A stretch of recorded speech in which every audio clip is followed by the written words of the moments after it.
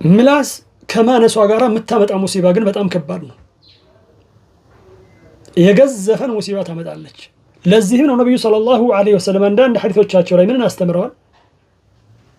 ሰዎች ምንም አይነት ግምትን ሳይሰጡት አንዳንድ ነገር ይናገራሉ፣ ከመጥፎ ነገር በዚህ ምክንያት ጀሃነም ይወርዳሉ። ወተሕሰቡነሁ ሀይነን ወሁወ ዒንደላሂ ዐዚም። እናንተ ቀላል ብላችሁ ታስቡታላችሁ፣ ነገር ግን አላህ ሱብሓነሁ ወተዓላ ዘንድ ከባድ ነው። በእኛ ኢዕቲቃድ በእኛ እምነት ነገሩ ቀላል ሊሆን ይችላል፣ ነገር ግን አላህ ሱብሓነሁ ወተዓላ ዘንድ የከበደ ይሆናል።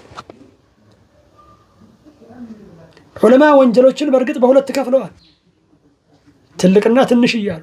ከዚህም ጋር ግን ይላሉ ወንጀሉ ትንሽ ተብሎ የሚባል ቢሆንም እንኳን የወንጀሉን ትንሽነት ሳይሆን የምታምፀውን የአላህ ሱብሓነሁ ወተዓላን ታላቅነት ተመልከት። አመፅ እየፈጸምክ ያለው በአላህ ሱብሓነሁ ወተዓላ ላይ ነው። በርካቶች በነገስታት ላይ አመፅን ማመፅ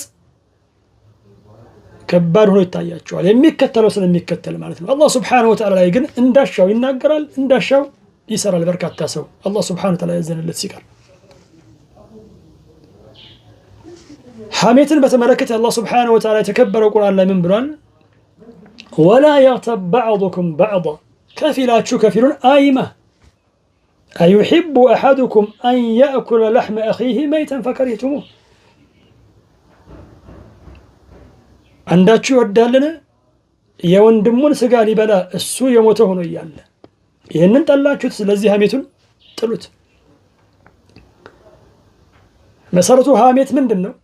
ነቢዩ ሰለላሁ ዐለይሂ ወሰለም እንዳስተማሩት ዚክሩከ አኻከ ቢማ የክረህ፣ ወንድምህን ማውሳት ነው በሚጠላው ነገር ማለት ነው። አንዳንድ ሰው ምን ይላል? አይ ያለበትን እኮ ነው ያነሳሁት፣ ያለባትን እኮ ነው ያነሳሁት፣ ይሄ ነው ሐሜት ብሎ ማለት ነው።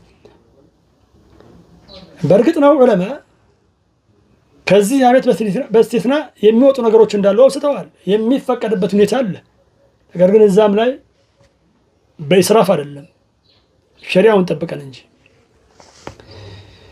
ሌላ ቦታ ላይ አላህ ሱብሓነሁ ወተዓላ እያንዳንዱ ንግግራችን እንደሚጻፍ ግልጽ ሲያደርግ ማ የልፊظ ሚን ቀውሊን ኢላ ለደይህ ረቂቡን ዐቲድ ይላል። ምንም አያመልጥም፣ መላኢካ በእኛ ላይ ያለ ይጽፋል፣ መልካሙንም መጥፎውንም ይጽፋል። ማ የልፊظ ሚን ቀውሊን ኢላ ለደይህ ረቂቡን ዐቲድ። ስለዚህ ከመናገራችን በፊት ቆም ብለን ማሰብ ነው። በመጀመሪያ ደረጃ ይሄ ነገር በእርግጥ መልካም ነው ወይ ሊባል የሚገባው ነገር ነው ወይ? አስከትለን ደግሞ እንደገና በዚህ መልካም ነገር መልካም መሆኑ የተረጋገጠ እንደሆነ በእርግጥ የአላህ ሱብሓነሁ ወተዓላ ፊት ተፈልጎበት ነው ወይ?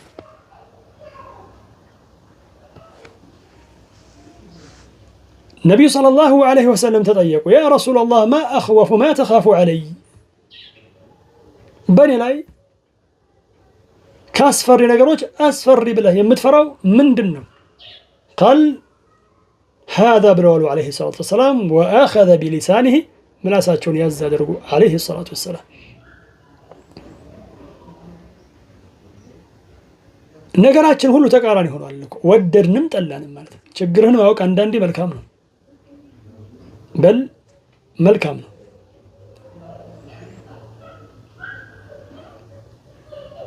ይሄ ሁሉ ማስረጃ እያለ እዚህም ላይ ያልተጠቀሰ በርካታ ማስረጃ እያለ ንግግራችን ግን አላህ ሱብሓነሁ ወተዓላ የተፈራበት እየሆነ አይደለም። እንዳሻን እንናገራለን፣ እንዳሻን እንጽፋለን። በተለይ በዚህ ዘመን ማለት ነው አላህ እንድንፈራ ይገባል።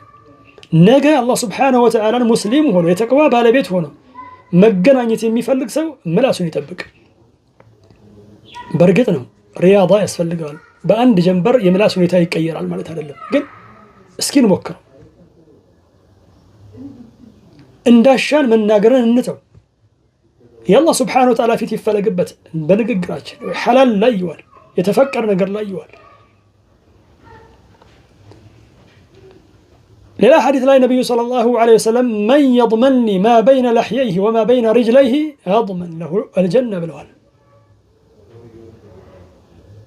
ምላሱንና ብልቱን በመጠበቅ ላይ ዋስትና ለሚሰጠኝ ሰው የጀነትን ዋስትና ሰጠዋለሁ ብለዋል። በርካቶች በእነዚህ ሁለት ነገሮች ይጠፋሉና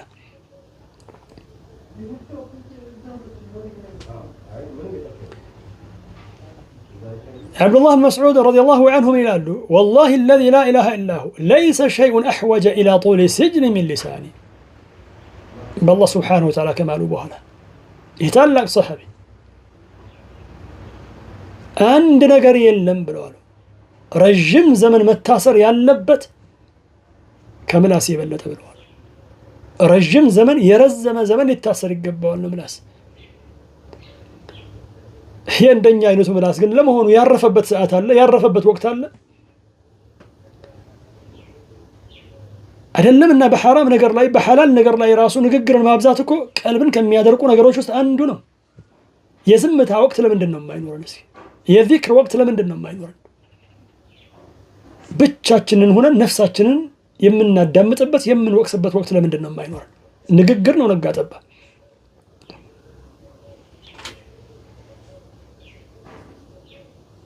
قال الحسن البصري من بلوان يقال يبالا لالو إن لسان المؤمن وراء قلبه إن لسان المؤمن يا مؤمن ملاس وراء قلبه كقلبه هالانو بلوان فإذا أراد أن يتكلم للناقر وفلق بشيء بانداش نقر تدبره بقلبه بقلبه يستنتن والله ثم أمضاه كزام يا سركوال الناقروال وإن لسان المنافق يا منافق أندبت ملاس أمام قلبه كقلبه فتنة فإذا هم بشيء عندن نقر باسبق زي أمضاه بلسانه السبب بملاس يا سركوال متالت يا سركوال الناقروال من يسكتر البلو السبب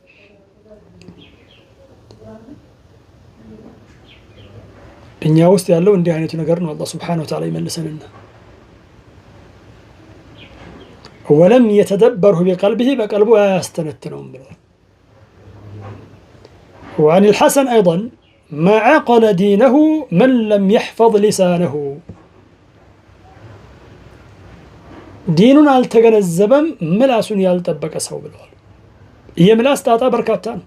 ምላሱን አለመጠበቁ ዲኑን አለመገንዘቡን ያሳያል ነው። እንደፈለገ የሚናገር ሰው በርግጥም ዲኑን አልተገነዘበም። ከሸሪዓ ነሶች በርካታ ነገርን ቢሸመድድም እንኳን